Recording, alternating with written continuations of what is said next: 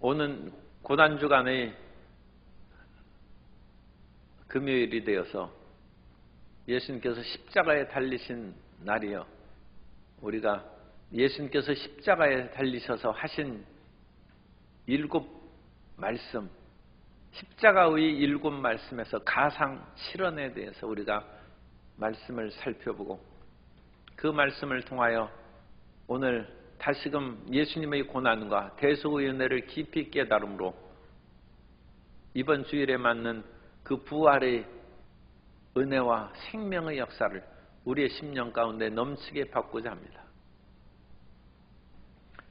일본 말기암 환자를 1000명 정도 돌보고 그들의 죽음에 임한 자세를 기록한 죽을 때 후회하는 25가지에 대해서 오츠 스위치라는 의사가 글을 썼습니다.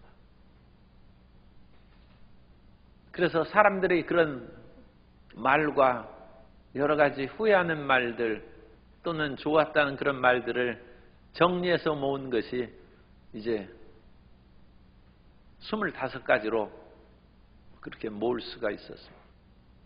그래서 사람들이 그 글을 읽고 공감하는 것이 많이 있는데, 그래도 우리 예수님 믿는 사람들이 말할 수 있는 것하고는 상당히 좀 거리가 있긴 합니다. 그런데 그 가운데 첫 번째 것은 자기 몸을 소중히 하지 않은 것이 후회된다고 얘기해요. 자기 몸을 좀 더 잘 살피고 돌봤으면 이런 암에 걸려서 너무 고통스럽게 세상을 끝나지 않을 텐데, 그런 후회하는 것이 제일 첫 번째. 그런데 예수님께서는 자기 자신을 십자가에 던지셔서 나는 생명을 얻을 권세, 잃을 권세가 예수님이 있다. 다른 사람이 내 생명을 빼앗을 수 있는 힘이 없어요. 그래서 예수님이 스스로 자신을 버리셨습니다. 그 예수님의 십자가를 대하고 또 예수님을 믿는 우리 사람들이 우리의 몸을 떠날 때의 그런 마음가짐하고는 상당히 거리가 있습니다만, 어쨌든 첫 번째가 자기 몸을 소중하게 좀 돌봤으면 이런 고통 가운데 죽지 않겠다. 그래서 우리가 몸을 잘 돌보시고 건강하게 살아가는 우리 모든 성도님들이 되시기를 바랍니다. 그것이 참 중요한 것입니다. 그런데 그 가운데 또 하나인 것은 자기가 하고 싶은 일을 하지 못하고 죽는 것이 후회되고 또 어떤 면으로는 억울하다는 거예요.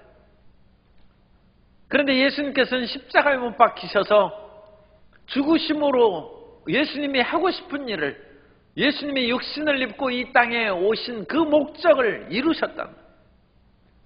세상 사람들하고는 전혀 다르죠. 예수님은 십자가에 달리셔서 그 사역을 성취하시고, 그러므로 말미암아 예수님께서는 7 그 말씀 가운데 다 이루었다. 다 이루었다. 예수님의 죽음으로 말미암아 다 이루신 것이다. 그리고 예수님의 꿈과 비전은, 사람들은 자기 꿈을 이루지 못하고 하고 싶은 거 못하고 사는 그런 것들이 항상 후회가 남고, 그런데 예수님께서는 내가 받을 침례가 있으니 그것을 이루기까지는 내 마음이 얼마나 답답하겠느냐. 예수님의 비전은 십자가를 향해 있는 거예요. 우리의 삶의 초점이 항상 하나님께 있고 그리스도께서 주신 사명의 초점이 모아지는 저와 여러분 되시기를 주님 이름으로 축복합니다.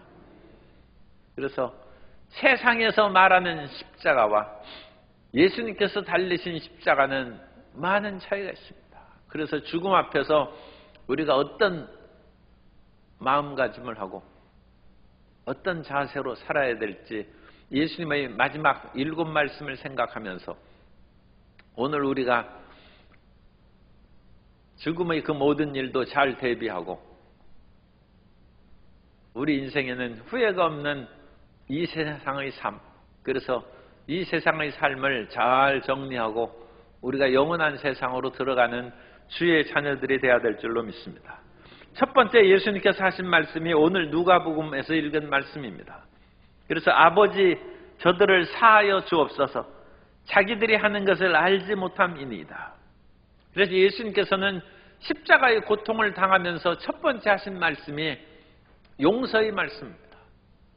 그래서 예수님께서는 자기가 지금 십자가에 달리셔서 모진 고통과 괴로움을 당하는데도 불구하고 다른 사람에 대한 사랑과 이해와 용서의 마음을 갖고 살아간다. 우리가 이 세상을 살아가는 그 마음 자세를 주님께서 가르쳐 주시는 것입니다. 우리는 끊임없이 용서하고 다른 사람을 더 많이 이해하려고 노력을 해야 됩니다. 사랑과 관심과 배려를 기울여야 되는 것은 많은 사람들이 자기가 하는 바를 알지 못하고 우리에게 행하는 일이 많습니다. 어째 저런 사람이 나에게 이런 일을 하는가? 우리는 놀랄 때가 많이 있어요. 그런데 막상 그 해를 끼친 그 사람은 그런 해가 상대방에게 있을 것을 깊이 생각을 안 하고 그냥 행하는 일이 적지 않게 많이 있는 것입니다.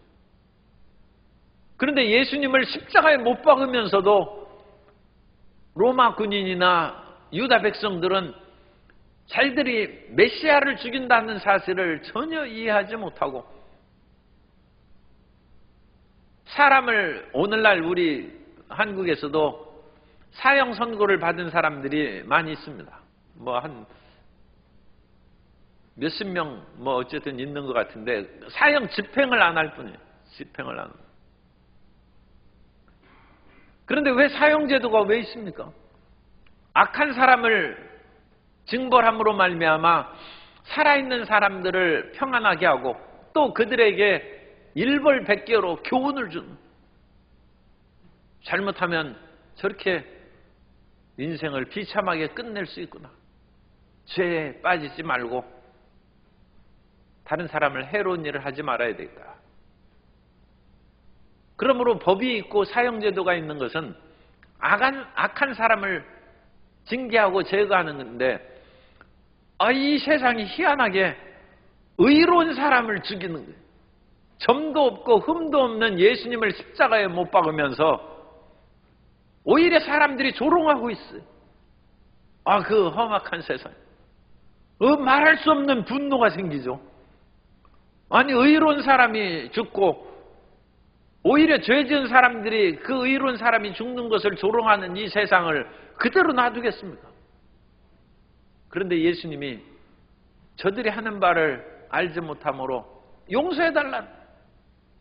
우리 마음 가운데 끊임없이 용서의 마음으로 충만한 크리스찬이 되시기를 주님 이름으로 축복합니다. 우리가 의에 충만해가지고 분노와 정죄로 가득한 것을 예수님께서 십자가에서 행하신 것이 아닙니다. 그 사람들 그야말로 벼락을 내려서 다 죽여야 되는데 예수님께서 오히려 너무 불쌍하고 측은하다. 자기들이 지금 죄인이면서 오히려 의인을 죽이면서 조롱하고 웃고 박수치고 있는데 이 기가 막힌 세상인데 주님께서는 오히려 그들을 용서한다.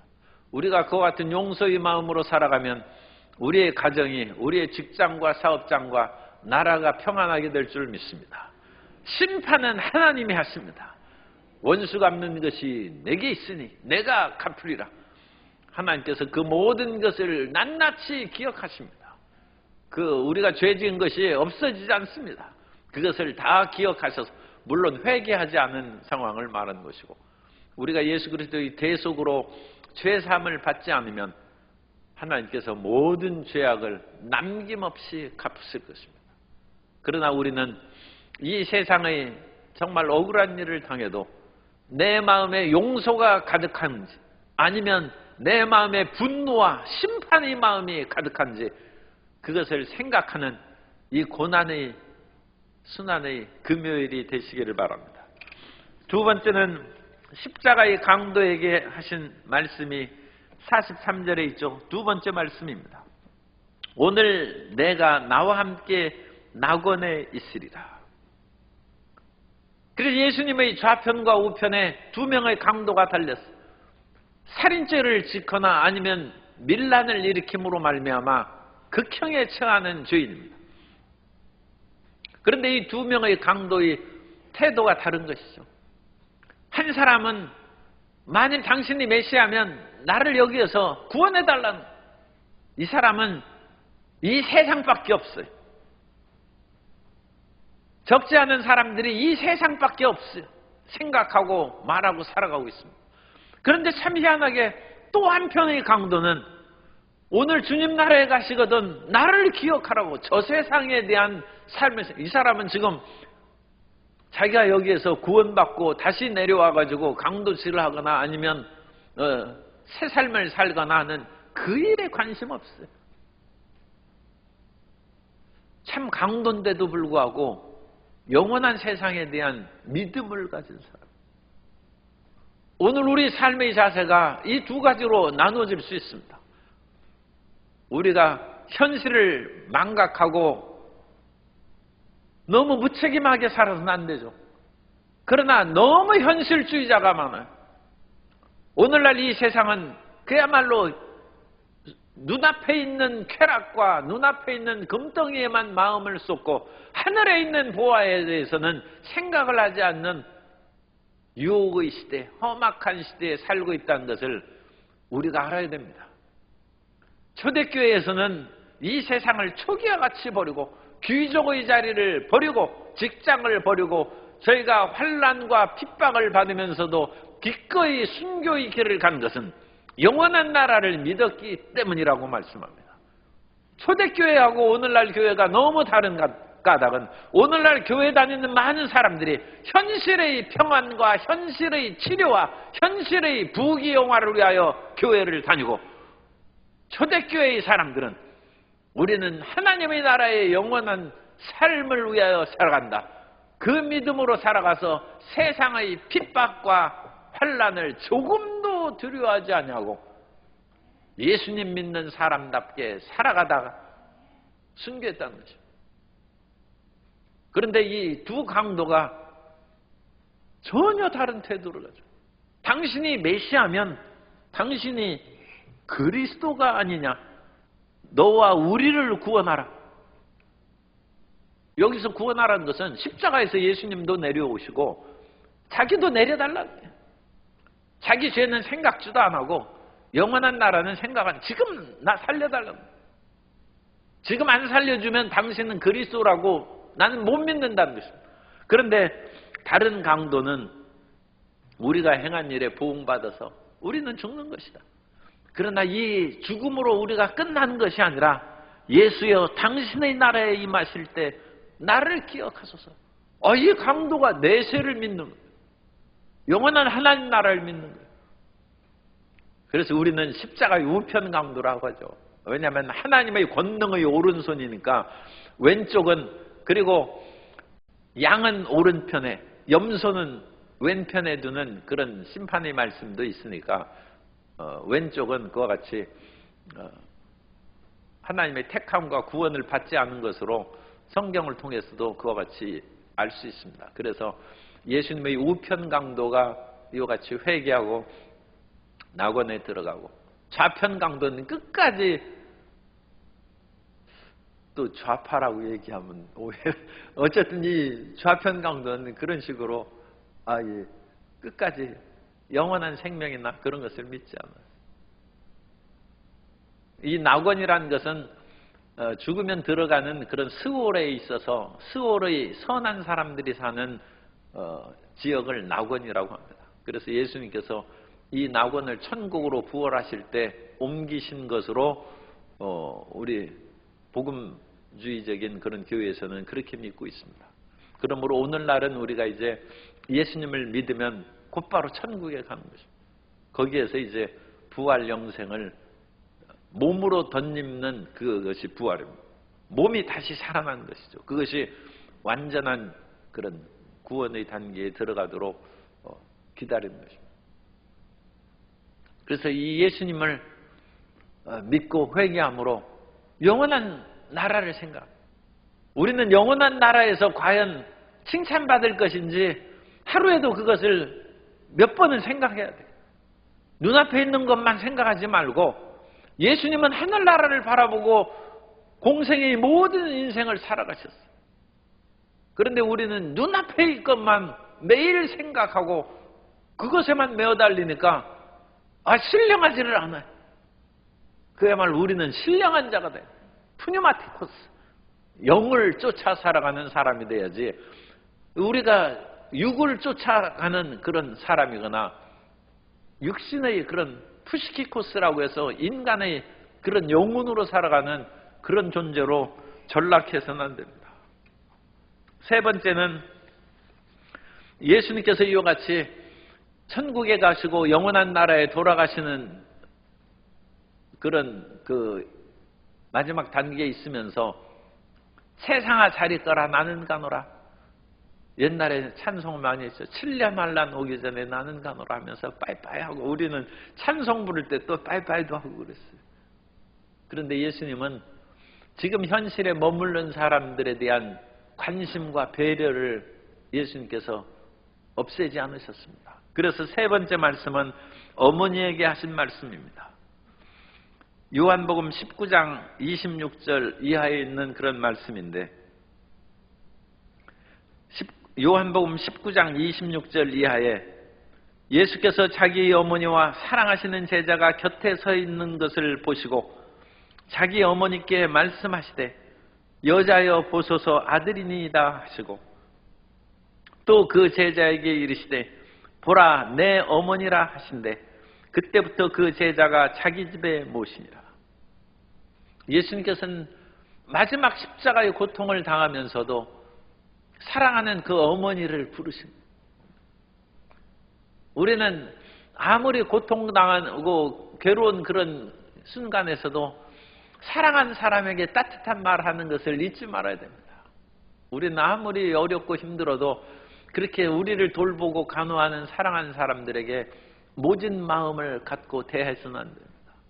예수님께서는 그 어머니를 부르시고 그 옆에 있는 제자에게 보라 이제는 내 어머니다. 예수님께서 사랑하신 제자 요한에게 마리아를 부탁하신 것입니다. 그래서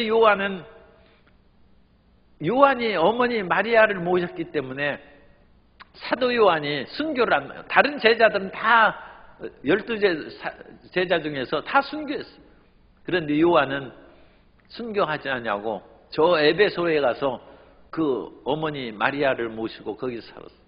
그래서 에베소에 가면 사도 요한 기념교회도 있고 또 어머니 마리아가 살던 그 집터가 발굴됐어요. 그래서 거기에서 사셨어요. 예수님께서는 그 다른 분에 대한 노후 대책을 마련해 줍니다.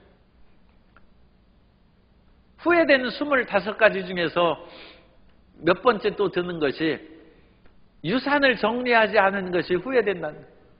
자기가 암에 걸리고 정말로 이제 생명이 얼마 남지 않았다는 그것을 알면 유산을 잘 정리해가지고 자기 살아있는 배우자나 또는 자식들에게 그 모든 것을 적절하게 나눠줄 수 있어야 되는데 그것을 정리하지 못하고 죽으니까 자칫하면 부모 자식 그러니까 남은 배우자와 자식들 간에도 싸우는 수가 있어요. 자식들까지 싸우는 것은 뭐 말할 필요 없고 그래서 그걸 정리를 해줘야 부모가 돌아가신 후에 자녀들이 화해해야지 서로 원수돼서 살면 그거 얼마나 비극입니까? 그런데 예수님께서는 그 어머니 노후를 예수님께서는 다른 가족은 없으니까 자기 사랑하는 제자에게 부탁함으로 그 모든 삶의 끝을 아름답게 정리합니다. 나는 영원한 세상만 바라보고 살기 때문에 현실의 모든 것은 나는 그거 어떻게 되는지 나는 상관없다. 그렇게 무책임한 마음을 가져서는 안 됩니다. 그 모든 것도 잘 정리하는 유종의 미를 거둬야 될 줄로 믿습니다. 네 번째 말씀은 엘리 엘리 라마 사박단이라는 예수님의 부르짖음이 마태복음 27장 46절에 그와 같이 나와 있습니다. 마태복음 27장 46절에는 제9시쯤에 예수께서 크게 소리질러 이르시되 엘리 엘리 라마 사박단이 하시니 이는 곧 나의 하나님 나의 하나님 어찌하여 나를 버리셨나이까 하는 뜻이라. 인생에서의 괴로운 것이 이별입니다. 그래서 이 이별은 분리를 뜻하네요. 분리. 사람이 하나님과 분리됐어요. 왜? 죄악이 그 사이에 가로막히기 때문에. 그래서 하나님이 원수된 관계라고 했어요. 그러나 예수님께서 하나님과 우리 사이에 가로막힌 죄의 문제를 해결함으로 말미암아 하나님과 우리를 화목하게 하셨다는 거예요. 사람 사이에 괴로움이 있는 것은 두 사람이 분리되어 있기 때문에. 그래서 우리가 하나가 되면 기쁘고 화평한데 사람들이 사랑의 손을 잡지 않아요. 오늘날에는 여야가 아예 손잡은 사진 나오지 않아요. 그런데 옛날에는 여당과 야당 대표가 서로 막 싸우다가도 신문기자가 사진 찍으면 얼굴 돌리고 손 잡는 거예요. 우리는 국민들을 위해서 할 수 없이 화합은 하는데 나는 이 원수하고는 얼굴 마주 못 본다. 그래도 손은 잡는 거예요. 그런데 오늘날에는 손도 안 잡아요. 분리는 괴로움입니다. 그런데 예수님께서 인간의 죄를 다 짊어지시고 십자가의 사역을 이루실 때 성삼위일체이신 하나님과 예수님이 분리되는 거예요. 그것이 죄악의 가장 큰 고통입니다.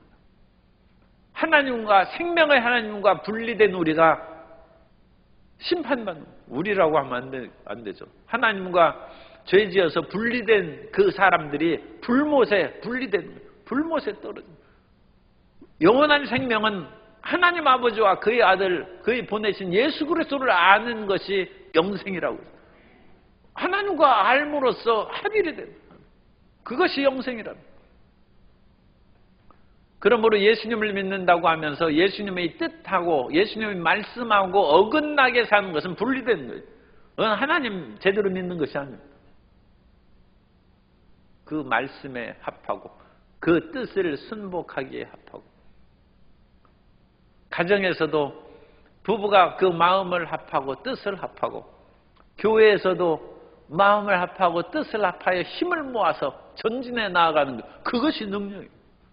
그런데 예수님께서는 인간의 모든 죄를 짊어짐으로 말미암아 나의 하나님 어찌하여 나를 버리셨나이까 분리된. 그래서 이 죄악의 처참한 결과를 우리가 네 번째 말씀에서 본 것입니다. 다섯 번째 말씀은 내가 목마르다 말씀하십니다. 그래서 다섯 번째, 여섯 번째, 일곱째 말씀은 예수님의 육체에 관한 것, 예수님의 사역에 관한 것, 그리고 예수님의 영혼에 관한 예수님 자신에 대한 말씀이 다섯 번째, 여섯 번째, 일곱 번째 말씀인데 지금 시간도 별로 안 남았으니까 그렇게 정리해서 말씀합니다. 그래서 다섯 번째는 예수님께서 육체적인 그와 같은 목마름, 말할 수 없는 고통을 호소합니다. 요한복음 19장 28절에 그 후에 예수께서 모든 일이 이미 이루어진 걸 아시고 성경을 응하게 하려 하사 이르시되 내가 목마르다 하시니. 인생의 목마름을 하나님밖에는 채울 수 없습니다. 그래서 우리는 육신의 목마름, 영혼의 갈망, 이 세상에서 우리가 이루지 못한 수많은 갈증이 있는데 그 갈증은 생명의 근원이요 만복의 근원인 하나님께서 채우신다는 것을 믿고 주님을 향하여 갈급한 심령이 되고 주님의 응답으로 채워지는 모든 성도님 되시기를 주님 이름으로 축복합니다. 그리고 여섯 번째는 예수님께서는 이제 다 이루었다고 말씀하십니다. 요한복음 19장 29절 이하에 보면 거기 신 포도주가 가득히 담긴 그릇이 있는지라 사람들이 신 포도주를 적신 해면을 우슬초에 메어 예수의 입에 대니 예수께서 신 포도주를 받으신 후에 이르시되 다 이루었다. 테텔레스타이 다 이루었다 하시고 머리를 숙이니 영혼이 떠나가시니라. 그래서 다 이루었다는 테텔레스타이는 이제 만사휴이라고 그러죠. 모든 일이 끝났다는. 사람이 죽으면 모든 것이 끝났어요. 그 사람에 대한 미움과 사랑도 끝나고 빚도 더 이상 못 받고 기소도 중지됩니다. 이왕 죽었는데 뭐 더 이상 그 사람을 붙잡아서 무슨 기소를 하고 재판을 하겠습니다. 만사휴예, 모든 것이 끝났어. 그런데 예수님은 모든 것이 끝났다, 이제 죽음으로 끝났다 하지 아니하고 다 이루었다고 하셨어요. 예수님의 죽음은 다 이루시는 대속의 죽음입니다. 예수님의 사역의 완성을 말씀하세요. 그리고 여섯 번째 말씀은 이제 이 땅에 오신 그 모든 일을 다 이루었고, 요한복음 17장에서 이미 대제사장의 기도를 하셨죠. 내가 아버지께서 원하신 일을 다 이루어 하나님을 영화롭게 하였으니 이제 나도 영화롭게 하여 주옵소서. 이미 기도로 먼저 하셨어요. 예수님께서는 십자가에서 다 이루십니다. 우리 모든 성도님과 저와 여러분의 삶이 이 지상에서의 사역을 마치고 떠나갈 때 후회 없이 테텔레스타이, 다 이루었다 하고 감사함으로 떠나는 우리 삶이 되기를 소망합니다. 그래서 마음에 미련을 두고 아쉬움이 있으면 섭섭하죠. 그러나 그 모든 것이 아낌없이 다 이루는 아름다운 삶이 되어야 될 줄로 믿습니다. 그리고 예수님께서 마지막 일곱 번째로 영혼을 부탁하는 말씀을 합니다. 아버지여, 내 영혼을 아버지 손에 부탁하나이다. 그래서 예수님께서는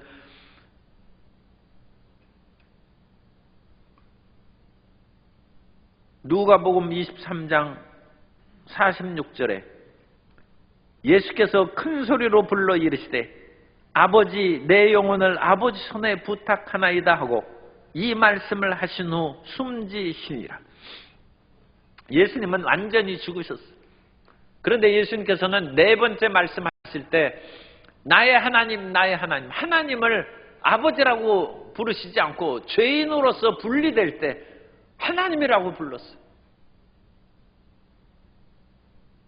그러니까 그것은 거리감이었죠. 그런데 예수님께서 여섯 번째 말씀에 다 이루었다 하신 후에는 다시 아버지라고 부른대요. 아버지여, 내 영혼을 아버지께 부탁한다. 아버지로 회복된 것. 다 이루고 이제 하나님과의 관계가 다시금 이어진 관계를 말씀하신 후에 주님께서 숨지셨는데, 여기에서도 분명히 우리의 영혼은 없어지는 것이 아니라 아버지께 돌아가는 거예요. 아버지께. 이 세상을 떠날 때 조금도 두려워하지 말고 나는 본 고향입니다. 하나님께로부터 나왔은즉 나는 하나님께 돌아간다는 그런 자신감과 우리의 어머니를 만나는 것이죠. 생명의 근원이죠. 우리의 하나님을 만나는 기쁨과 자유와 가벼운 마음을 갖게 되시기를 바랍니다.